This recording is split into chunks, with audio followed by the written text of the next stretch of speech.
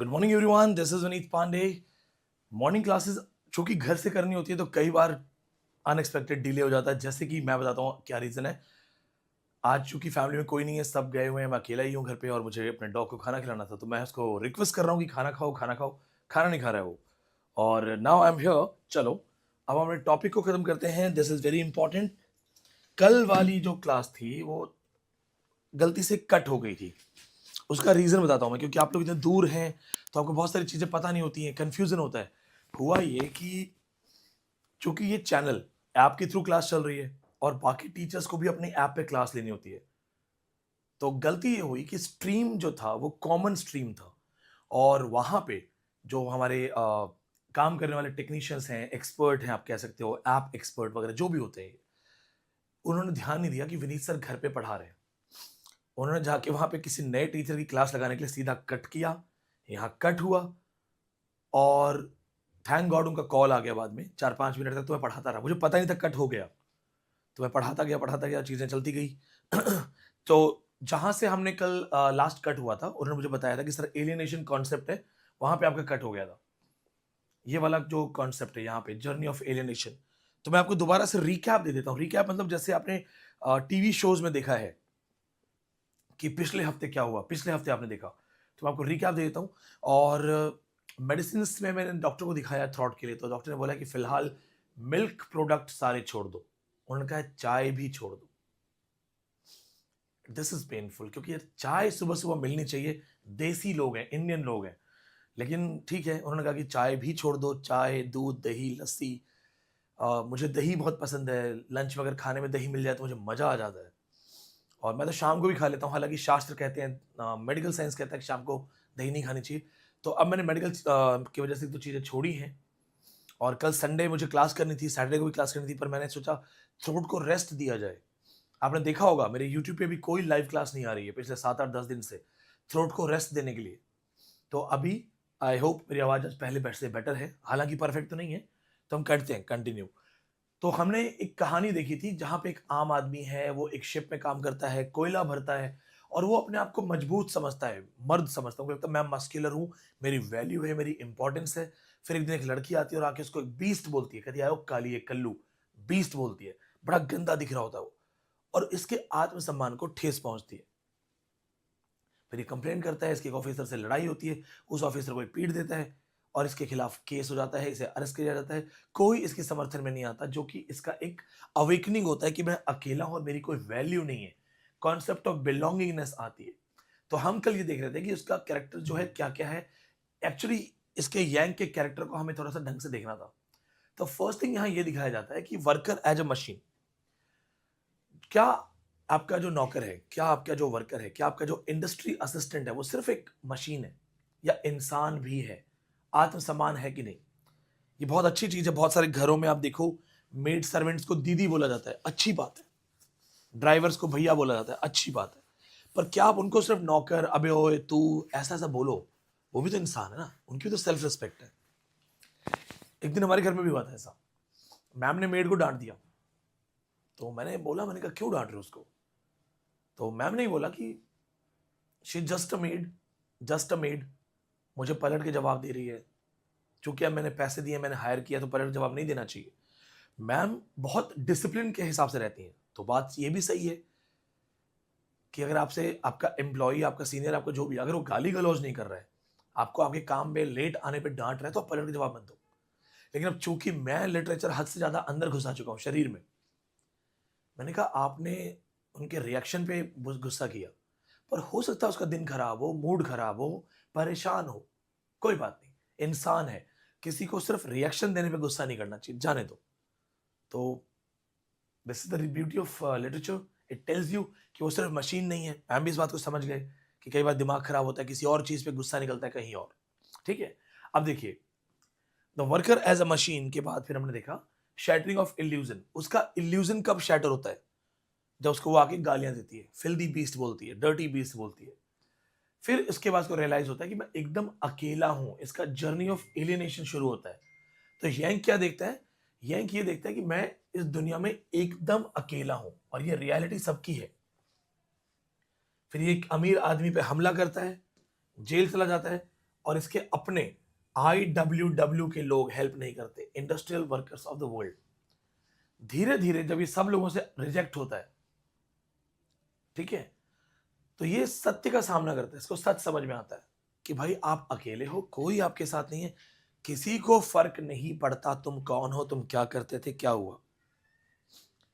आज PM बदल जाए, देश में कौन रोता है बैठ के? कोई और आ जाएगा, तो नहीं कोई और सही, कोई और नहीं कोई और सही। बल्कि ये तो आपको भी याद होना चाहिए, यंग बॉयज एंड गर्ल्स हो, रिलेशनशिप में किसी के चक्कर में जिंदगी मत रोको, तू नहीं तो कोई और सही, कोई और नहीं कोई और सही, क्योंकि ये रियलिटी ऑफ लाइफ है। किसी की वजह से जीवन नहीं रुकता, किसी की वजह से जीवन थम नहीं जाता है, ठीक है। कुछ सपनों के मर जाने से जीवन नहीं मरा करता है। नाव कितनी भी डूब जाए, लोग किनारे पे आते ही हैं नदी के, नदी किनारे आना नहीं छोड़ते हैं। वैसे ही तो इसको धीरे धीरे समझ में आता है कि भाई ठीक है, कंटिन्यूसली चलो, यही लाइफ है।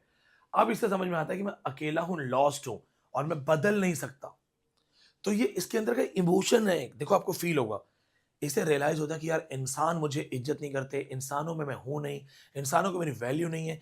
कहीं तो मेरी वैल्यू होगी, कहीं तो मेरी इज्जत होगी, कहीं तो मैं बिलोंगिंगनेस, बिलोंगिंगनेस बहुत जरूरी है। नहीं तो तुम करोड़पति बन के, बिलियनर बन के भी अकेलेपन में रह सकते हो। जैसे तुम्हारा बेस्ट फ्रेंड है, तुम अपने बेस्ट फ्रेंड के साथ नरक में चले जाओ, नरक में भी खुश रहोगे, गारंटीड। लेकिन अनजान लोगों के बीच में तुम पार्टी में बैठते हो तो तुम पार्टी में अकेले बैठे रहोगे। तो इससे बिलोंगिंगनेस नहीं मिलती कहीं पे, और इसी बिलोंगिंगनेस के चक्कर में ये चला जाता है गोरिल्ला किसी केज में। लास्ट में जो फाइनल सीन में जू के पास जाता है, यंग को समझ में आता है कि गोरिल्ला ही उसका अपना है। उसे लगता है जैसे ये भी गोरिल्ला मानव से अलग है, दूसरा है, इसे भी लोग बीस्ट बोलते हैं, शायद मैं इसके जैसा हूं। You are me, I am you, तुम मैं हूं, मैं तुम है। ये इसका एक मिरर बन जाता है कि देखो ये खुद को देख रहा है उसमें, अपने आप पे। और यही गोरिल्ला, क्योंकि वो एनिमल है, उसको मार देता है। It shows the death of humanity in the machine age. Killing by gorilla shows death of humanity in the machine age. इनकी final line, so long fella, we are out of the cage now. मरते मरते बोलता है, बहुत लंबी उम्र थी, finally हम आजाद हो रहे हैं। खुद की बात करता है, फाइनली मैं आजाद हो गया। ये दुखद भी है, आयरॉनिक भी है, क्योंकि वो मर रहा है, लेकिन वो डेथ के अंदर भी बिलोंगिंगनेस ढूंढ रहा है मरते मरते। सोचो अकेलापन, आइसोलेशन कितना अच्छे तरीके से दिखाया गया है। One of the darkest statement माना जाता है ये, सो लॉन्ग फेला, तो काफी समय हो गया, फाइनली मैं आजाद हो रहा हूं। मरने को आजादी बोल रहा है, और उसको फैला बोल रहा है, दोस्त बोल रहा है। जो उसे मार रहा है वो उसे दोस्त बोल रहा है, उसे अपना कनेक्शन भी मिल रहा है। One of the most important line. अब देखो उसकी साइकोलॉजिकल डायमेंशंस क्या है। सी, सिगमंड फ्रॉइड का जो आइडिया है, सिगमंड फ्रॉइड कौन है?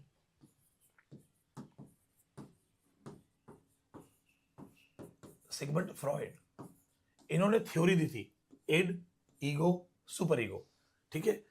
ये क्या दिखाते हैं, जो यंग है ये कंफ्यूज है कि मैं असली में कौन हूं, मैं हूं क्या, आइडेंटिटी क्या है, और मेरी फेक आइडेंटिटी क्या है।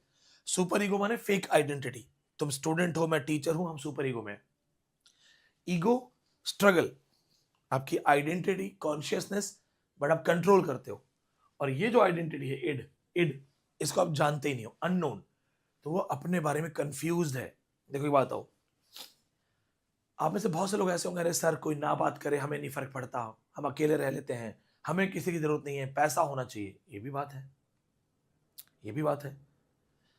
लेकिन जिनके पास बहुत पैसा है उनसे पूछो, वो कहेगा नहीं यार, पैसा इज नॉट एवरीथिंग। ये गरीब कभी नहीं बोलेगा, ये अमीर बोलेगा पैसा is not everything, money is not everything. प्यार, क्योंकि पैसा तो है। अब पैसे से क्या नहीं मिल सकता, पैसे से सच्चा प्यार नहीं मिलेगा। पैसा दिखा के झूठा प्यार करने वाले बहुत है, पर जब तुम उसके झूठ को जान जाओगे कि मुझसे झूठा प्यार कर रहा है, तब कैसा लगेगा? फिर तुम्हें लगेगा काश कोई ऐसा हो जो मैं गरीब हो जाऊं, सड़क पे आ जाऊं, तो भी मुझसे प्यार करे। आप वो प्यार ढूंढोगे। तो वैसे ही यहां पे कॉन्सेप्ट क्या है कि आपकी जो असली आइडेंटिटी है, रियल आइडेंटिटी, वो क्या चाहती है। फेक आइडेंटिटी, जैसे ईमानदारी से बताता हूं आपको, ईमानदारी से, शुरू शुरू में जब मैं फेमस हुआ था यूट्यूब से, बाकी चीज़ों से, और शुरू में पहला यूट्यूबर इंडिया का जो लिटरेचर पढ़ाता है, आप चेक कर सकते हो चैनल्स पे जाके, सारे चैनल्स मेरे बाद आए। मैं first YouTuber of English literature हूँ जो प्रोफेशनली इंग्लिश लिटरेचर पढ़ाता था। बच्चे ऑटोग्राफ मांगते हैं एयरपोर्ट में, अरे सर आप विनीत सर हो ना? कलकत्ता एयरपोर्ट में मेरे पीछे एक कपल आ रहा था और फॉलो कर रहा था, कह रहे आप विनीत सर हो? मैंने कहा जी विनीत सर। बड़ा अच्छा लगता था, छाती चौड़ी हो जाती थी। बल्कि कल मैं अपने पापा को गार्डन में घुमाने लेके गया था ऑफिस के आगे, तो मैंने पापा को बताया, मैं कहा पापा एक बार मैं बहुत डिप्रेशन में था, मुझे लग रहा था मैं जीवन में कर क्या रहा हूँ, मुझे सफोकेशन हो रहा था। तो मैं निकला और गार्डन में चला गया कि मुझे हरियाली चाहिए, प्रकृति चाहिए। तो मैंने बताया पापा को कि कल मैं उस दिन मैं ऐसे घूम रहा था और बहुत डिप्रेशन में था, मुझे अपने आप पे शर्म आ रही थी कि मैं कर क्या रहा हूँ, क्या यही जीवन है क्या मेरा, कोचिंग वोचिंग यही सब, इसके लिए मेरा जन्म हुआ है क्या, और शायद और भी कोई चीज़ों से दुखी रहूँगा। तो मैंने पापा को बताया कि मैं अकेले चलता हुआ जा रहा था, सामने से एक कपल आ रहा था, तो गार्डन में हम ही लोग थे, इधर से मैं अकेला, उधर से वो लोग आ रहे थे। तो मैंने नोट किया कि ऐसे नज़र जैसे पड़ती है ना, तो मैंने नोट किया कि वो लड़की मुझे लगातार देख रही है। तो मैंने ऐसे देखा कि भाई ये लगातार मुझे देख रही है, फिर मैंने मुंह नीचे कर लिया अपना। वो जो मेरे बगल से निकले, तो उस लड़की ने, जो भी उसका फ्रेंड था, पुरुष मित्र, बॉयफ्रेंड या जो भी था, उसने बोला ये विनीत पांडे है, ही इज विनीत पांडे। वो यूं निकली बोलते हुए ये विनीत पांडे है। और जो मेरा कॉन्फिडेंस आया कि भाई मैं वेस्टेड नहीं हूं, लोग पहचानते हैं मुझे, लोग जानते हैं मुझे। मेरा सबसे पहला फैन मुझे अजमेर में मिला था, मैं पापा के साथ खड़ा था, मुझे लगा हाँ ठीक है, हमें कौन जानता है। वो आया, माइकल रोमेरियो कुछ नाम था उसका, समथिंग क्रिश्चियन था वो आया, you mister Vineet Pandey, my god sir, hello hello sir, my god sir, he is the double GRF, he is the double GRF. और उसको हेलो करते करते मैं अपनी आंखों में आंसू कंट्रोल कर रहा था कि साला कुछ अचीव किया है जिंदगी में। वो मेरा फर्स्ट एवर था, तो मुझे उसका नाम याद है, माइकल फ्रांसिस रोमेरियो। अभी भी फेसबुक में मुझसे कनेक्टेड है। तो मैं आंखों में आंसू आ गया था, मेरे पापा भी हंसे, मुझे 4-5-6 लोगों ने घेर लिया, लिटरेचर वाले थे, सब खुश हो गए जैसे पता नहीं क्या ही देख लिए, अच्छा लगा था। अब ईमानदारी से बोलूंगा, मैं कोशिश करता हूं मुझे कोई ना पहचाने, कोशिश करता हूं मुझे कोई ना पहचाने, ना जाने। कभी एग्जाम्स के सेंटर भी लेता हूं तो मैं दिल्ली से बाहर लेता हूं ताकि मुझे कम लोग पहचानते हो। हालांकि भगवान के आशीर्वाद से हर सेंटर पे बचते बचते भी एक, कोई ना कोई एक तो ढूंढ ही लेता है, कोई ना कोई एक तो। इस बार जून के एग्जाम में मैंने नेट का एग्जाम नहीं दिया, मैं सेंटर में था, घूम रहा था, मैं अच्छा किसी से रिव्यू मांगूंगा, तब तक एक आदमी मुझे लुंगी में पहचान लिया, मैं लुंगी उंगी पहन के घूम रहा था केरला स्टाइल में, कि अब तक कोई पक्का नहीं पहचानेगा। और उसे शायद दूर से देखा, कंफ्यूज भी होगा कि विनीत पांडे लुंगी में क्यों घूम रहे हैं, पर आगे कह रहा है विनीत सर। अब दोनों में फर्क क्या है? पहले सोशल अचीवमेंट थी, सोशल अचीवमेंट। अब इंडिविजुअली लगता है कि ठीक है यार, क्या तुमने बहुत बड़ी चीज कर ली है, तो मुझे लगता है थोड़ा दूर रहूं, बच्चों को परेशान ना करूं, बच्चे डिस्ट्रैक्ट ना हो एग्जाम में, पढ़ाई करने दो, पेपर देने दो। तो ये ना आपके टाइम आएगा, एक वक्त आपको बेस्ट फ्रेंड बहुत अच्छे लगेंगे, एक वक्त खास करके जो लड़के लड़कियां सोशल मीडिया पे हैं, 50,000 फ्रेंड है, इमरजेंसी में ना ये 5 नहीं आएंगे, 5 नहीं आएंगे। तो जो तुम्हें लग रहा है ना मेरा ऑरा बहुत बड़ा है, सोशल मीडिया स्टार, कुछ नहीं है, कुछ नहीं है, बबल है बबल। तो ये लिटरेचर पढ़ के यही समझो, सिर्फ एग्जाम मत निकालो लिटरेचर पढ़ के। अब देखो, ये लेबरर है एलिनेटेड बाय कैपिटलिज्म। अब इसके साथ प्रॉब्लम क्या है? सोशल मजदूर है, और मजदूर की मालिक को फिक्र नहीं होती जब तक मजदूरों का बहुत बड़ा ग्रुप ना बने। अकेला मजदूर काम छोड़ दे क्या फर्क पड़ता है, कोई वैल्यू नहीं होती। तो ये इस वजह से एलिनेटेड है। अब देखो, ये एग्जिस्टेंशियल डिस्पेयर दिखा रहा है, ये आइडेंटिटी क्राइसिस से गुजर रहा है कि मैं कुछ हूं कि नहीं, मेरा कोई जीवन है कि नहीं। This is the theme. अब देखो, जो इसकी पर्सनल ट्रेजेडी है, ये देखा जाए तो मॉडर्न ट्रेजिक हीरोज को हम बोल सकते हैं, क्योंकि मॉडर्निटी में आइडेंटिटी क्राइसिस, कंफ्यूजन, कॉन्शियसनेस, इसको दिखाया गया है। तो एक बार इसको आप पूरा डिटेल में जब पढ़ोगे ना, ये आपके ऐप पे अपलोड हो चुके हैं, इनको पूरा पढ़ो, ये आपको बहुत सारी चीजें समझ में आ जाएंगी। ये कौन है? ये हर वो आदमी है जिसने अपना टच खो दिया है आत्मा के साथ। क्यों? क्योंकि दुनिया में स्टील, ग्लास, मशीन्स, उद्योग, स्टील मतलब उद्योग, ये सब चल रहा है यहाँ पे, स्टील इंडस्ट्रीज आ गई थी। कह रहा है कि सबकी इंडिविजुअल वैल्यू, मानव वैल्यू खत्म हो चुकी है। अभी कुछ दिन पहले एक न्यूज वायरल हुई थी, एक एम्प्लॉय ने कहा कि मेरी मदर की डेथ हो गई है, तो उसको बॉस ने बोला मैं क्या करूं, काम पे आ। ये चीज हमने खो दी है। बॉस ने बोला मैं क्या करूं, काम पे आओ, ये चीज। चलिए अब हम चलते हैं हमारे अदर टॉपिक्स पे, जो हमारे अदर टॉपिक्स है इसी, क्योंकि ये लेक्चर ऑलमोस्ट उस दिन खत्म होने वाला था, खत्म होते होते रह गया था। अब हम आज अपना दूसरा टॉपिक लेंगे। दूसरा टॉपिक बड़ा प्यारा टॉपिक है। हमें जाना है आर्थर मिलर और उनकी famous book all my sons पे। मैं हल्का सा पानी पी लेता हूं, आज कोई है नहीं मुझे पानी वानी देने के लिए।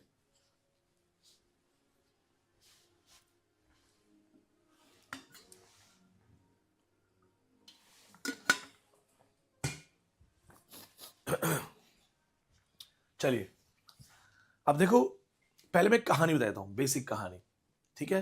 फ्रेंकली मेरे स्टाइल से ही पढ़ो, एक्स्ट्रा डेप्थ में जाने की जरूरत नहीं है। एक्स्ट्रा डेप्थ में तब जाना होता है जब बहुत ज़्यादा हमें इसको डिस्क्रिप्टिव लेवल पे करना है। हमें पहले प्री निकालना है, पहले प्री निकाल लो, फिर डिस्क्रिप्टिव में जहाँ जहाँ हमने आपको ऑलरेडी नोट्स दिए हैं जिसकी में क्या क्या डिस्क्रिप्टिव आ सकता है, इसमें भी बताऊंगा कि इसमें अगर डिस्क्रिप्टिव आएगा तो क्या आएगा, हम उसकी तैयारी करेंगे और फिर हमें टाइम मिल जाएगा। प्री के बाद डिस्क्रिप्टिव में एक्स्ट्रा टाइम मिल जाएगा। अब देखो, दो लोग होते हैं, दो दोस्त होते हैं, हवाई जहाज के पार्ट सप्लाई करते हैं। अब एक होता है करप्ट आदमी, करप्शन करता है। अब इसमें एक चीज देखो क्या है, बहुत लोग करप्शन करते हैं, इनफैक्ट जिसको मौका मिलता है सारे ही करते हैं। मैं क्यों करप्शन पे आपको बड़ी बड़ी बातें करूं। आज कोई मुझे आके बोल दे कि विनीत सर 100 करोड़ दूंगा, हल्का सा करप्शन कर दो, हल्का सा, अब मुझे क्या लगेगा, मैं अपने आप को समझाऊंगा कि अरे यार छोटा सा ही तो कह रहा है, इतना सा ही तो कह रहा है। फिर मैं अपने आप को क्या समझाऊंगा, कौन सा दुनिया में बड़े सब इनोसेंट आदमी है भाई, हैं। आजकल इनोसेंस मतलब बेवकूफ।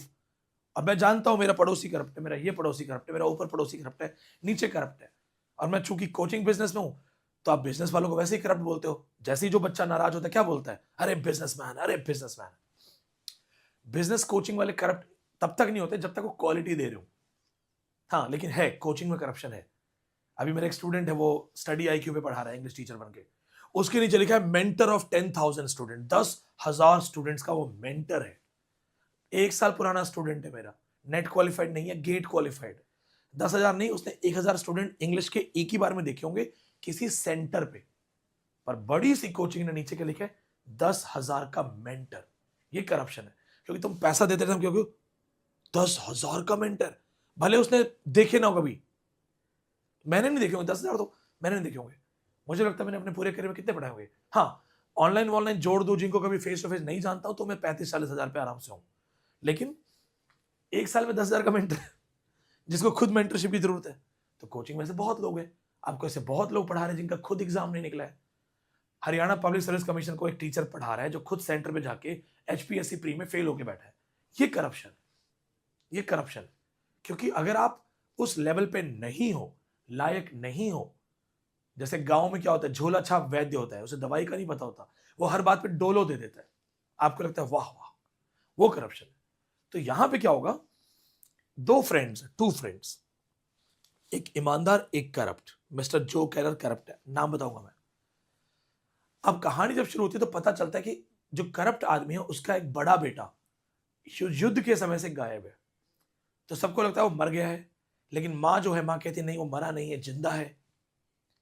अब जो बड़ा बेटा है उसकी जो गर्लफ्रेंड है, उससे छोटा बेटा रिलेशनशिप में आ रहा है, हालांकि माँ को पसंद नहीं है। माँ कह रही है कि बड़े की गर्लफ्रेंड से तुम रिलेशनशिप में क्यों आ रहे हो भाई, बड़ा बेटा जिंदा है, कभी ना कभी तो वापस आएगा, हालांकि 3 साल से नहीं आया है। अब जो लड़की है उसका बाप जेल में है, और लड़की का बाप जेल में क्यों है, क्योंकि जो दो दोस्त थे करप्शन करने वाले, उनमें जो करप्शन किया उसका बड़ा बेटा गायब है, और जो जेल में गया है ये करप्ट नहीं था, ये ईमानदार था, इसको फंसाया इसने। तो इसने क्या किया, पैसे कमाने के चक्कर में अपने बेस्ट फ्रेंड को फंसा दिया। बेस्ट फ्रेंड की डॉटर इसके बड़े बेटे की फियांसे थी, और बड़ा बेटा अब गायब हो गया है, तो छोटे से रिलेशनशिप है। ये पूरी बातचीत कहानी खुल जाती है। ड्रामा में होता क्या है, ये कहानी खुल जाती है कि भैया कैसे लड़का गायब हुआ है और एक्चुअली करप्शन किसने किया था। अब इस ड्रामा की थीम क्या है? देखो, ड्रामा की थीम ये है कि लोग जो करप्शन करते हैं, जैसे जैसे ही पता चलेगा कि आदमी करप्ट है, उसका बेटा कहेगा आप करप्शन करते हो। क्या बोलेंगे वो?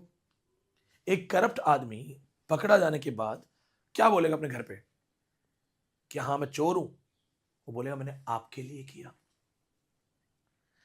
मैं नहीं चाहता था आप गरीबी में रहो, मैं नहीं चाहता था आप। मेरा एक मित्र है, मेरा एक अच्छा दोस्त है, उसके पापा दिल्ली पुलिस में नार्कोटिक्स डिपार्टमेंट में थे, ड्रग्स पकड़ने वाले डिपार्टमेंट में, कमाई का डिपार्टमेंट, कमाई करने वाले डिपार्टमेंट। उसके पापा ने पूरी जिंदगी ईमानदारी से काम किया, कुछ नहीं लिया, कहीं कुछ नहीं, हाथ जोड़ के जो सामने से आया मना कर दिया। अब उनका बेटा स्ट्रगल कर रहा है आज, उनका बेटा स्ट्रगल कर रहा है आज। अब उसको देख के देश में क्या मैसेज जाएगा कि वाह वाह ईमानदार बनो, या उनके जो बाकी साथी हैं वो बोलेंगे देखा मेरी तरह अगर करप्शन किया होता तो 2-4 मकान होते, बेटे को 2 दुकान दिलवा देता। अब बताओ कौन मारा गया, ईमानदार की करप्ट? एक दिन तो उसको मैंने भी कहा, कह रहे यार तेरा प्रॉब्लम देख के मुझे लगता है कि इससे अच्छा तो अंकल को गड़बड़ करनी चाहिए थी। तो आप बताओ समाज में क्या मैसेज आ रहा है? बहुत ईमानदार आदमी हो, बहुत ईमानदार। अब देखो यहां पे क्या होता है, आप कहानी समझो, आपको क्रक्स समझ में आ गया है। पहले बेसिक चीजें आपको पीडीएफ में वैसे भी मिल जाएंगी, तो अलग से बताने की जरूरत नहीं है। मॉडर्न ट्रेजेडी रियलिस्ट ड्रामा बोलते हैं, 1947 में आया है, 3 एक्ट में है। मेन चीजें कहानी के अंदर है केलर फैमिली, केलर फैमिली, ये इंपॉर्टेंट है। और पोस्ट वर्ल्ड वॉर 2 का सीन है, वर्ल्ड वॉर का छोटा सा रेफरेंस है। अब देखो क्या होता है, घर में सब बैठ के बात कर रहे हैं, मैंने एक्ट वगैरह इसीलिए रखे हैं आपके लिए सेलेक्टिव लाइंस के साथ, ताकि आपको काम की चीजें सारी मिल जाए बिना पढ़े, ठीक है। जब प्ले ओपन होता है तो अगस्त की मॉर्निंग है, कैलर घर का जो घर है उनके बैकग्राउंड में बैठे हैं, बैकयार्ड में, आंगन वांगन में सब लोग बैठे हुए, सब बातचीत कर रहे हैं। देखो द सीन लुक्स पीसफुल, इस लेकिन अब इसमें सब थोड़ा सा टेंशन है। सब बैठे हैं, चुप है, बातचीत भी हो रही है हल्की हल्की, लेकिन सबके मन में कोई ना कोई टेंशन है, बकायदा कहीं ना कहीं कोई टेंशन है। अब देखो क्या हुआ है, रात को तूफान आया था और तूफान से एक मेमोरियल ट्री जो लैरी केलर के नाम पे प्लांट किया था वो टूट गया है। ये बड़ा बेटा है, ये गायब है, लैरी केलर गायब हो गया है। कहाँ गायब हुआ था? वर्ल्ड वॉर 2 में। तो क्या टूट गया है? एक पौधा, इसकी याद में एक प्लांट लगाया गया था, उस पर बिजली गिर गई है, सिंबॉलिक मैसेज। प्लांट पे बिजली गिर गई है, सिंबॉलिक मैसेज है, ठीक है। अब देखो फिर मैं आपको आर्थर मिलर के बारे में बताऊंगा, पहले कहानी समझ लो। अभी जो ट्री है, जो पेड़ गिर गया है, ये दिखा रहा है कि देखो कुछ नुकसान है, कुछ गड़बड़ है, क्योंकि अभी भी सबको लगता है कि ये जिंदा है, पर ये जिंदा नहीं है, एक्चुअली जिंदा नहीं है। अब जो केलर, ये है विलन आपका, ये है हीरो का हीरो या विलन, इसको आप हीरो भी मान सकते हो, विलन भी मान सकते हो, तो इसका नाम नोट कर लो, जो सक्सेसफुल बिजनेसमैन, इसकी वाइफ केट, जो की wife Kate, they live a simple suburban life, छोटे शहर में रहते हैं। जो का बेटा क्रिस एन से शादी करना चाहता है। अब ध्यान देना, अब मैं यहां पे चीजें दोबारा से लिखूंगा। क्रिस कौन है? छोटा बेटा, नोट करते जाओ। शादी किससे करना चाहता है? एन डीवर। अब ये एन डीवर एक्चुअली इसकी भाभी थी। एन डीवर कौन है? ये एक्चुअली एन डीवर इसकी भाभी थी, होने वाली भाभी, क्योंकि एन डीवर का रिलेशनशिप किसके साथ था पहले? जो मिसिंग सन है, जो मिसिंग सन है बेटा लैरी, इसके साथ था, ठीक है। पॉइंट नोट कर लेना। अब देखो क्या होता है, the fiancee of his missing brother Larry, वही जो चीज मैं आपको बता रहा हूं, समझ गए? Fiancee of missing son Larry. अब देखो क्या है, जो मां है, मां को अभी भी विश्वास है कि लैरी विल रिटर्न। मां को लगता है मेरा बेटा वापस आएगा, मेरा करण अर्जुन वापस आएगा। चलो उसको थोड़ा सा मिटा देते हैं ताकि क्लीन हो जाए। और वो क्या कहती है? वो कहती है कि ये शादी नहीं होनी चाहिए। किसकी किसकी? क्रिस की और एन की। क्यों? क्योंकि मां कहती है बड़ा बेटा वापस आएगा तो तुम बड़े बेटे की गर्लफ्रेंड से शादी मत करो, ठीक है। अब देखो एन का फादर स्टीव, अब ये नाम याद रखना, स्टीव डीवर, ये जेल में है। कौन था ये? जो का बिजनेस पार्टनर। तो जो एंड स्टीव ये बिजनेस करते थे। स्टीव जेल में क्यों है? करप्शन चार्ज के लिए। करप्शन चार्ज क्या लगा इस पे?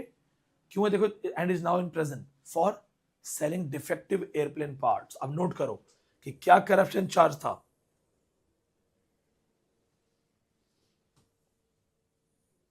पूरा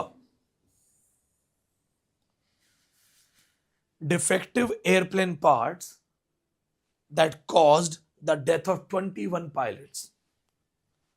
इंडिया में भी हुआ है मिग 21। देखो ये जेल में है, क्यों? क्योंकि इस पे चार्ज है कि तुमने हवाई जहाज के घटिया घटिया पार्ट्स भेजे जिसकी वजह से 21 पायलट्स मर गए। 21 पायलट मर गए, तो ये जेल में है। अब देखो क्या बोला है कि फिर ये क्यों नहीं गया जेल में, ये पार्टनर था। तो इसने बोला कि मैं तो उस दिन छुट्टी पे था, मैं बीमार था। क्या था? बीमार। जो had been cleared by claiming he was sick the day of shipment. ये कहता जिस दिन भाई साहब सामान गया मुझे पता नहीं, मैं तो बीमार था, मैं तो घर पे बेवकूफों की तरह पड़ा था, मुझे नहीं पता क्या हुआ। हालांकि लोग डाउट करते हैं कि कैसे बीमार होगा ये, लेकिन सब लोग यही मानते हैं कि हाँ ठीक है ये बीमार है। अब वो लड़की किसकी है? एंडीवर, इसकी बेटी है। इसने ना केवल अपने बेस्ट फ्रेंड को फंसा दिया बल्कि अपने बेटे के होने वाले ससुर को फंसा दिया। एंडीवर, ठीक है। अब यहां पे क्या है, सिंबल क्या है देखो,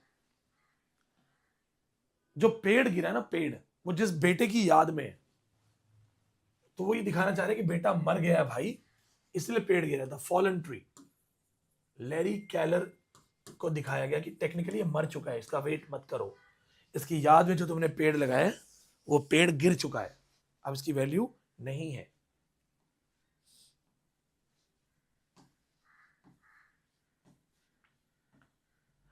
अब देखो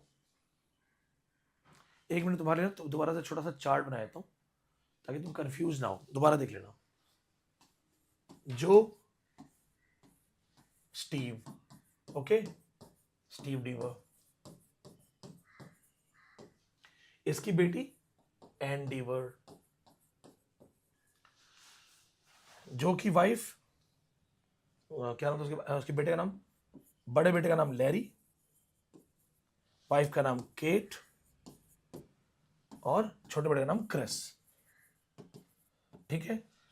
दोनों बिजनेस पार्टनर हैं। वो जेल में चला गया झूठे झूठे आरोपों में कि उसने नकली हवाई जहाज के पार्ट बेचे, 21 पायलट मर गए।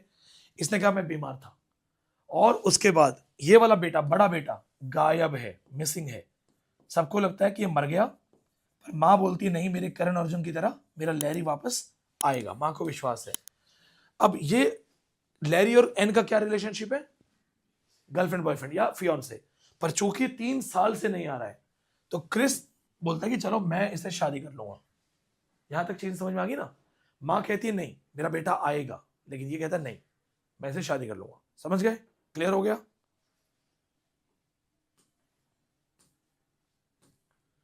अब देखो अगले दिन क्या होता है, टेंशन बढ़नी शुरू होती है। जॉर्ज आता है। अब जॉर्ज कौन है? ब्रदर, एन का भाई। ये कहता है मैं पापा से मिल के आ रहा हूं जेल में। ये कह रहा है मैं पापा से जेल में मिलने गया था कि पापा को अरेस्ट किया है, बात करके आता हूं क्या हो रहा है। और कहता है पापा कह रहे हैं कि जो है बीमार नहीं था, इल नहीं था। पापा ने कहा जो बीमार नहीं था जिस दिन डिफेक्टिव पार्ट शिप किए गए थे, यानी कि मैंने नहीं किया। Joe order them to be sent, Joe ने कहा था भेज दो, जानते हुए कि वो गलत है। अब होता यह है, केट गलती से मान जाती है बातचीत में कि हाँ ये काम कर रहा था। जो ने क्या कहा था? मैं बीमार हूं, मैं काम नहीं कर रहा हूं। बट यहां पे क्या होता है, she admits it that yes जो was at work that day. अब ये पूछ सकते हैं कि किसने गलती से या किसने बताया कि जो काम कर रहा था? इसकी बीवी ने खुद कहा कि हाँ यार काम तो कर रहा था। एक हमारा पड़ोस का केस बताता हूं, आप कहोगे अरे सर के पास कहानियां बहुत है। यार मेमोरी अच्छी है, इधर उधर जो देखता हूं सब याद आ जाता है। हमारे बगल में वकील साहब है, तो एक दिन वैसे ही बैठे थे उनके चाय कॉफी पे, तो वकीलों की आदत होती है वो आम आदमी के सामने बहुत बड़ी बड़ी बात करते हैं ताकि आपको कॉन्फिडेंस रहे, क्योंकि आप फ्यूचर क्लाइंट हो। जैसे प्रॉपर्टी डीलर्स को बोलो सड़क पे खड़ा कर दो, वो कहेगा ये भी मैंने बेचा था, ये डील मैंने कराई थी, वो डील मैंने कराई थी। आप बोलोगे भाई खुदा का खौफ कर, ये डील तो मैंने करी है। वो हर डील करते हैं। मेरे तो दो दोस्त बन गए प्रॉपर्टी डीलर, तो मैं तो खुद देख चुका हूँ। 3 दुकानों में बैठूंगा ना, वो कहेगा अरे वो मैंने बेचा था, दूसरा कहेगा वो मैंने बेचा था, तीसरा कहेगा वो मैंने बेचा था। एक बार तो मैंने क्रॉस कर दिया था, मैंने कहा वो कह रहा है उसने बेचा है, आप कह रहे हो उसने बेचा है। नहीं वो भी पार्टी था, वो भी साइड में था। तो वकील भी ऐसे करते हैं, अरे उसका केस करवाया, उसका छुड़वाया। वकील के पास जाके बोलो कि मुझे सुप्रीम कोर्ट के चीफ जस्टिस को जेल में डलवाना है, वो कहेगा हाँ हो जाएगा, 2 हेयरिंग हो जाएगा, मना नहीं करेगा। तो हमारे वकील साहब ने हमें क्या बोला, मैं सोसाइटी में ये हूँ, सोसाइटी में वो हूँ, मैंने मेरी पर्सनल पार्किंग बनवाई है, 3 बार पुलिस वाले आए मेरे पास पैसे लेने, मैंने भगा दिया, मैं भागा यहाँ से, मुझसे पैसे लोगे, भागो यहाँ से। और मुझे विश्वास, मैंने कहा यार हाईकोर्ट का वकील है, दिल्ली हाईकोर्ट का, पक्का भगा दिया होगा भाई, दिल्ली हाईकोर्ट का वकील है, भगा दिया होगा। हम सब इंप्रेशन में। इतने उसकी मैडम चाय लेके आई, उम्र में बड़े हो, अंकल मानो आप, आंटी आई चाय लेके। फिर आंटी बात करने लगी, हाँ पार्किंग में तो हमें भी काफी परेशानी हुई, मर जाने पुलिस वाले 3 बार हमसे पैसे लेके गए, 3 बार। मैं अंकल का वो देख रहा हूँ कि अंकल कह रहे हैं मैंने भगा दिया, आंटी कह रही है हमने 3 बार पैसे दिए। तो वैसे ही यहाँ पे केट आंटी बता देती है कि भैया ये नौकरी पे था, काम पे था, ये था, उसका डिफेंस हटा देती है। मतलब जो ये बार बार कहता है ना कि देखो मेरी गलती नहीं है, मैं गया नहीं, मैं तो बीमार था, डिफेंस इसका हट जाता है। अब देखो क्या होता है, अब जो जस्टिफाई करता है, अभी क्या कर रहा है, जस्टिफाई कर रहा है कि भाई जो मैं करता हूं अपने बिजनेस, अपनी फैमिली के लिए करता हूं। कहता है देखो यार मेरी भी गलती है, पर अगर मैं नहीं करता तो बिजनेस और फैमिली तुम लोगों के लिए किया मैंने। देखो यू वॉन्टेड मनी, तुम्हें पैसा चाहिए था, डिडंट यू? क्या तुम लोगों को पैसा नहीं चाहिए था? तुम्हें पैसा चाहिए था, क्या तुम लोगों को पैसा नहीं चाहिए था? You wanted money, didn't you? अब जो छोटा बेटा है क्रिस, वो इसको बहुत बड़ा हीरो समझता था कि मेरा बाप तो बहुत बड़ा हीरो है, महान आदमी है। जैसे ही सच देखता है कि अरे बाप रे मेरा बाप ही बड़ा क्रिमिनल है, घबरा के घर से निकल जाता है। ठीक है, देखता है कि फादर जो है मॉरल फेलियर है, उसको डांटता भी है, गुस्सा भी करता है। देखता है कोलैप्स ऑफ द वैल्यूज, कहता है हम लोग आपको क्या समझते थे और आप क्या हो, ठीक है हमारी वैल्यूज गिर चुकी हैं। वो यहां से चल देता है, तुरंत घर से बाहर चला जाता है। अब देखो क्या होता है, जहां पे ये लोग एक समय बहुत प्राउड थे, अब इनको अपने अंदर गिल्ट, डिनायल, ये सब दिखने लग गया है। इसका थीम क्या है कि ह्यूमन मोरालिटी और बिजनेस एथिक्स, ये दिखाई दे। 150 करोड़ की पॉपुलेशन है। क्या आपको सच में लगता है इतनी गाय, इतनी भैंस है कि आपको प्योर दूध मिलता है? क्या इतनी गाय, इतनी भैंस है हमारे पास कि आपको प्योर दूध मिले? सीरियसली आपको लगता है आपको प्योर दूध मिलता है? डिटर्जेंट पी रहे हैं हम लोग। दिल्ली में तो हमारा तो हाल ही खराब है। 150 करोड़ लोग खाना खाते हैं पर डे दूध पी होंगे, 100 करोड़ तो पीते ही होंगे। वो चीज, बच्चों को खाने को चीजें मिले ना मिले, ये आपको फ्लेवर, स्ट्रॉबेरी फ्लेवर दे देंगे हर चीज में। साला गरीब बच्चे ने स्ट्रॉबेरी कभी जिंदगी में देखी नहीं होती है। ये आपको केसर, कश्मीरी केसर इतने से च्यवनप्राश के नाम पे बेच देंगे, आपको लगता है? मैंने खरीदा था कश्मीर से असली केसर, और मैंने क्यों खरीदा असली केसर, मेरा कश्मीरी स्टूडेंट मेरे साथ था, उसने कहा था सर मैं जानता हूँ नकली केसर मिलेगा, मैं आपको असली दिखाऊंगा। वो बकायदा मुझे एक ऐसी जगह लेके गया जहां उसने प्रॉपर कश्मीरी में ढंग से बात की, और सच में सिर्फ इतना सा, सिर्फ इतने से कि 10,000 दिए मैंने पापा के लिए कि चलो मेरे पापा केसर खाएंगे जिंदगी में। तो आपको लगता है कि आपके घर में जो वो केसर युक्त साबुन आ रहा है लक्स, वो असली केसर है? वो रुई के बहुत पतले पतले फाई होते हैं, कलर किए हुए। अब देखो, तो बिजनेस और ह्यूमन मोरालिटी, ये चीज देख लो आप। फॉर एग्जाम्पल कोचिंग सेंटर के हिसाब से बताता हूँ ना, क्योंकि आप लोग हमें उसी हिसाब से जज करते हो। इस मामले में अभी तक मेरी ईमानदारी बची हुई है। जून का पेपर बहुत टफ आया, नेट की बात कर रहा हूं, तो मैं थोड़ा परेशान था, और हम लोग ऐसे ही बैठे थे, मैंने कहीं बात की, मैंने कहा सर बच्चों के साथ बहुत गलत हो रहा है। यूनिवर्सिटी में, कॉलेज में ये लोग कुछ नहीं पढ़ाते हैं और वो ऐसा पेपर पूछ रहे हैं कि मतलब मैं इतना पढ़ के बैठा हूं, मैं भी कह रहा हूं टफेस्ट है। एक आम स्टूडेंट कैसे करेगा सर? सारे थोड़ी कोचिंग आते हैं यार। कोचिंग वाला परेशान हो रहा है तो आम बच्चा कैसे करेगा? तो जो दूसरा कोचिंग टीचर था, थोड़ा सा मुझसे बड़ा है, अरे सर जितना टफ आएगा उतना बच्चा बढ़ेगा कोचिंग में, आपको तो मनाना चाहिए, आपको तो दुआ करनी चाहिए कि इतना टफ पेपर दो कि उसको पता चल जाए कि पढ़ना है तो दिल्ली जाना पड़ेगा। भाई साहब को बिजनेस अपॉर्चुनिटी दिख रही है। मैं दुखी इसलिए हूं क्योंकि मैं ऐसी तैसी करवा के एग्जाम पास हुई मेरे, तो मुझे पता है कि मेरे पास वो साधन नहीं थे। तो मुझे रिलेशन है, बच्चों से रिलेट करता हूं कि भाई सब कोचिंग सेंटर नहीं जा सकते, सबके पास इतने पैसे नहीं है। दिल्ली की कोचिंग अगर हमें महंगी ना पड़े ना, हमारे रेंट, हमारे टीचर्स की सैलरी महंगी ना पड़े, तो मैं बहुत सारे रेट एकदम डाउन कर दूं, गिरा दूं। हमारा अब जैसे एग्जाम्पल है, हमारे पेपर उनके 3 टीचर हैं, तो अब सबको 45,000, 50,000, 45,000, 50,000, 2-2, 2.5 घंटे पर मंथ पढ़ाने के हिसाब से, तो 1.5 लाख हमारा वहां जा रहा है। अब आप 6 महीने में सोचो, 6 महीने के हिसाब से पर मंथ 1.5 लाख दे रहे हैं तो कितना गया? तो आप बोलो सर 10 लाख तो इसी में चला गया। फिर हर बार ऑफलाइन बच्चों को print print print print, copy, सबकी सैलरी, फोन उठाने वाला अलग, झाड़ू पोछे वाले दिल्ली में 10-10 हजार लेते हैं, और जो सिर्फ वॉशरूम क्लीन करता है लड़के लड़कियों के लिए वो 6,000 लेता है। खाली सुबह आके आधा घंटा 15 मिनट क्लीन करने का 6,000। तो बात वही है। नहीं तो मैं खुद सही में कह रहा हूँ, सही कह रहा हूँ। अगर आज ऑफलाइन वाले सारे बच्चे बोलते हैं ना कि विनीत सर हम आपके साथ दिल्ली छोड़ो कहीं किसी गांव में पढ़ लेंगे, तो मैं सही में किसी सुंदर बढ़िया गांव में कोचिंग क्लास खोलूं, बढ़िया फार्म हाउस हो, शाम को तुम वॉलीबॉल खेलो, बैडमिंटन खेलो, सुबह प्रैक्टिस करो, प्रकृति में रहो, पढ़ाई करो, ऐसा कर दूं। बट यू नो, अब देखो, अब यहां पे चीजें शुरू होती हैं, the fall and tragic realization, last scene है। अब चूंकि माहौल फैमिली में बिगड़ गया, टेंशन हो चुकी है, क्रिस जो है वो गुस्से में घर से बाहर चला गया, स्टॉर्म्ड आउट मतलब गुस्से में बाहर चला गया। और बहुत दुखद है जब उसे पता चलता है कि पापा ने ये कांड कर रखा है, बहुत दुख होता है। अब देखो, माँ बाप उसका वेट कर रहे हैं कि हमारा छोटा बेटा कहाँ चला गया। अब चूंकि बड़ा गायब है तो छोटे के लिए भी टेंशन बहुत है कि छोटा कहाँ गायब हुआ। इतने में वो जो गर्लफ्रेंड है लैरी की, वो आती है, कहती है मैं आपको बताती हूँ आपका बड़ा बेटा कहाँ है। जो बड़े बेटे की गर्लफ्रेंड थी, बड़ा बेटा 3 साल से गायब था। एन रिवील्स, हु रिवील्स, कौन बताता है? An, a letter written by Larry before his death.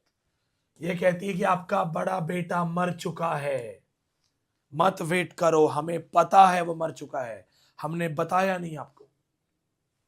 3 idiot वाला सीन याद है जिसमें वीरू सहस्त्रबुद्धि बोलता है कि मेरा बेटा ट्रेन से गिर गया था, लास्ट में करीना कपूर बोलती है कि नहीं गिरा नहीं था, सुसाइड किया था उसने, लेटर लिखा था उसने, हमारे पास है वो लेटर, हमने आपको बताया नहीं।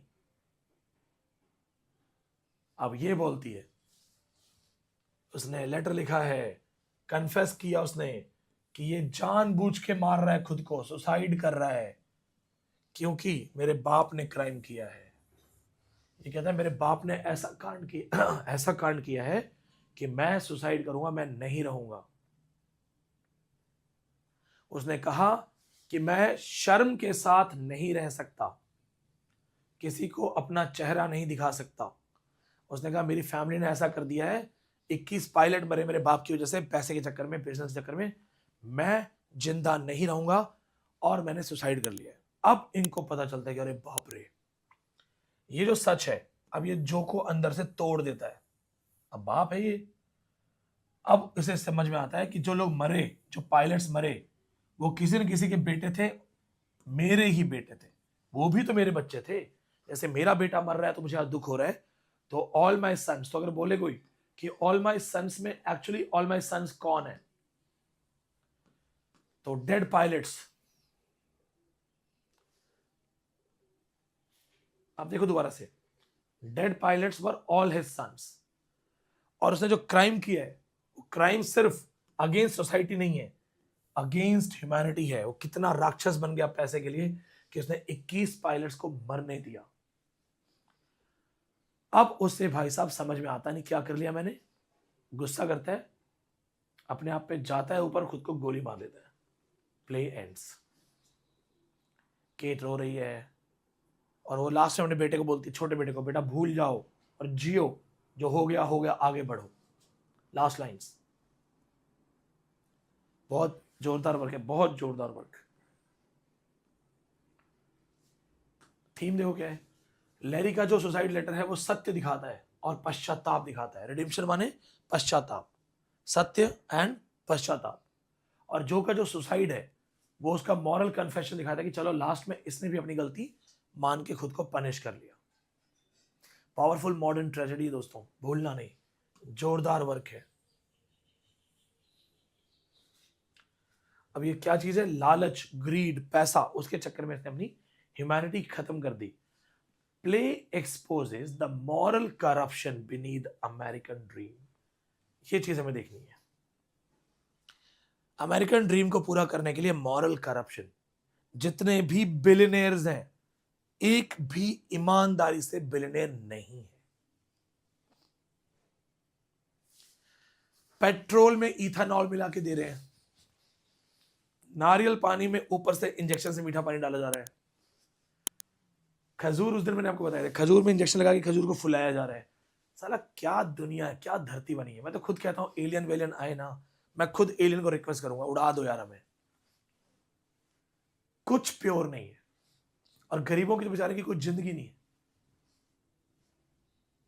बहुत, चूंकि गरीबी से निकला हूं मैं, यहां से यहां आज हवाई जहाज में घूमता हूं ना, रेलवे के वो गेट पे बैठ के, टॉयलेट के पास बैठ के, न जाने कितनी जर्नी की है, बदबू आ रही है, मुंह ठीक है बैठे हैं यार, फंस के बैठे हैं, कमर सीधा करने की जगह नहीं है, सीढ़ियों पे बैठा हूं, ट्रेन की सीढ़ियों पे ऐसे यात्राएं की है मैंने, बहुत यात्राएं की हैं। रिजर्वेशन तो लग्जरी है और आज फर्स्ट क्लास ट्रेन से नीचे नहीं घूमता हूं। अब पैसा आ गया, हवाई जहाज आ गए, स्टाइल से जाते हैं गॉगल लगा के। लेकिन इसका मतलब ये नहीं है मैं ये भूल गया, मुझे ये याद है। तो दुख होता है ये सब देख के कि क्या हो रहा है। न जाने कितने बेचारे ऐसे लोग हैं जो डॉक्टर को दिखा नहीं पा रहे क्योंकि पैसा नहीं है। और ये मैंने अपने घर में देखा है। मेरे माँ बाप को दिक्कत थी, डॉक्टर बस जाएंगे 400 की पर्ची फाड़ देगा, खाली एंट्री पर्ची 400 300। उनको लगता है सह लेंगे, दर्द हो रहा है सह लेंगे। देखा है मैंने। वही चीज है ना कि अगर आपको अमीर बनना है, सक्सेसफुल होना है, तो कहीं ना कहीं आपको करप्शन दिखेगा, पॉसिबल ही नहीं उसके बिना। ये फेमस कोटेशंस में याद करो, सबसे पहले तो यही सबसे इंपॉर्टेंट है, ठीक है। ये भी इंपॉर्टेंट है, जस्टिफाई करता है कि प्रैक्टिकल देखो, बिजनेस भी चल रहा है, मैं बच भी गया हूं, काम करो। और ये जो लास्ट रिवलेशन है, ये उसकी वाइफ बोलती है गुस्से में कि हाँ तुमने मेरे बेटे को मारा है, क्या जरूरत है इतना पैसा कमाने की कि बेटा ही मर जाए हमारा। ये छोड़ना चाहो छोड़ सकते हो, बाकी तीनों देख सकते हो। अब इसमें एक सबसे बड़ी थीम है, द अमेरिकन ड्रीम।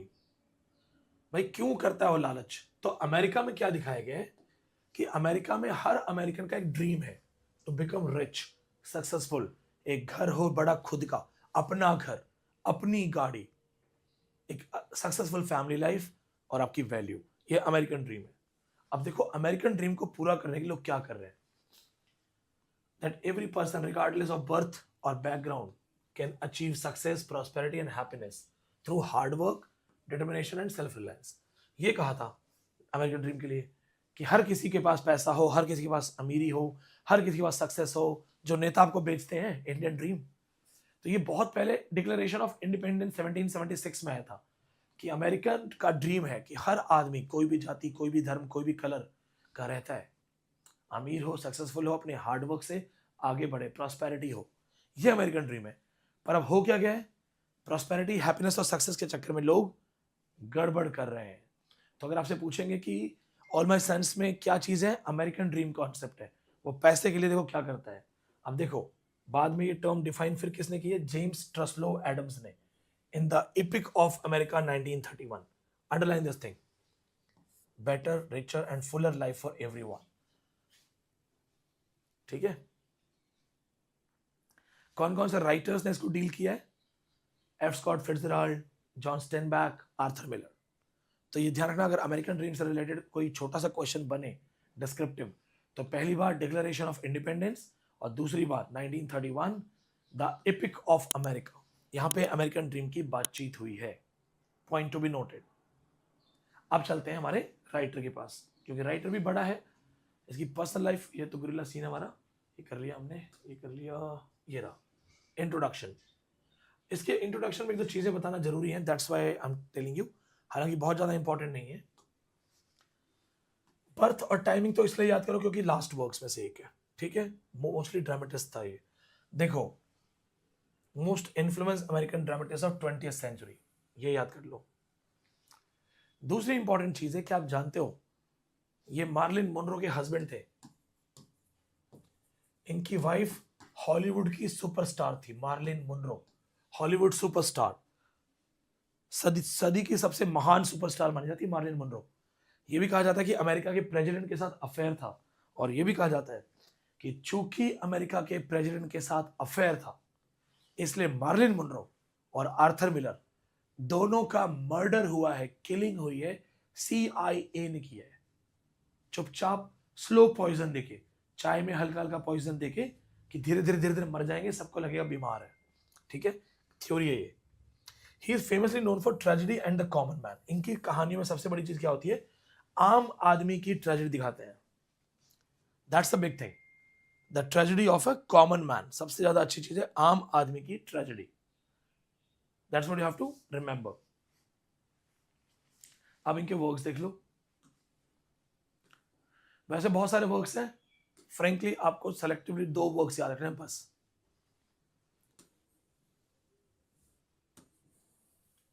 दोनों कहानियां बहुत अच्छी हैं, दोनों आपको याद रखना है, एक्स्ट्रा कुछ भी करने की जरूरत नहीं है। जो बच्चे डिफरेंट डिफरेंट एग्जाम प्रिपेयर कर रहे हैं वो चाहें तो लिस्ट में और भी बहुत देख सकते हैं, पर फिलहाल ये 2 वर्क्स के अलावा तीसरा कुछ भी नहीं पूछा जाएगा। बाकी के जो वर्क्स हैं इनको भी आप छोड़ सकते हो। एक इनको पुलिट्जर अवार्ड मिला है 1949 में डेथ ऑफ सेल्समैन के लिए। तो अगर कोई पूछे कि इनको कौन सा अवार्ड मिला है, तो इसके लिए इनको पुलिट्जर मिला था,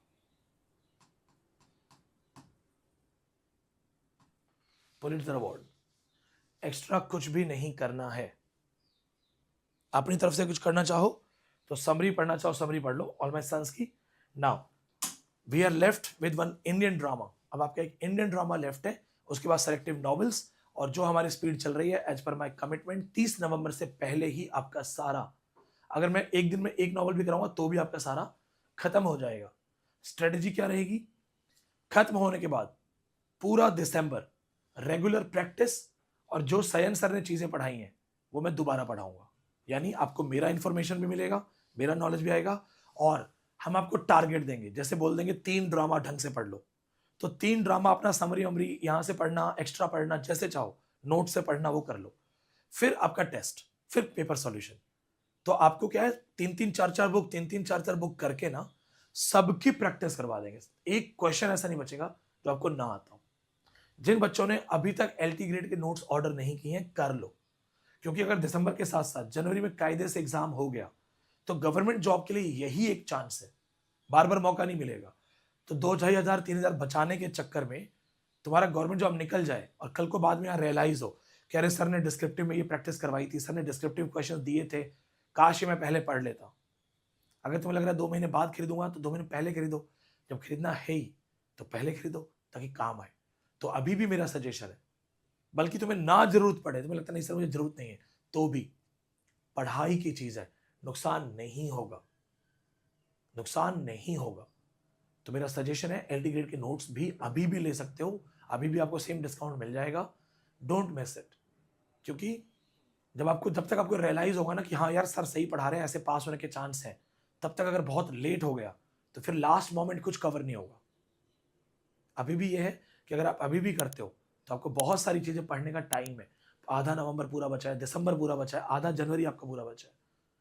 क्लास के साथ साथ नोट्स का रिवीजन हो जाएगा, स्ट्रॉन्गेस्ट चांस होंगे क्वालिफाई करने के। गवर्नमेंट जॉब का मौका है, इलेक्शंस आ रहे हो, वो करवा के नौकरी बांटेंगे ताकि युवा खुश हो, युवा वोट दे।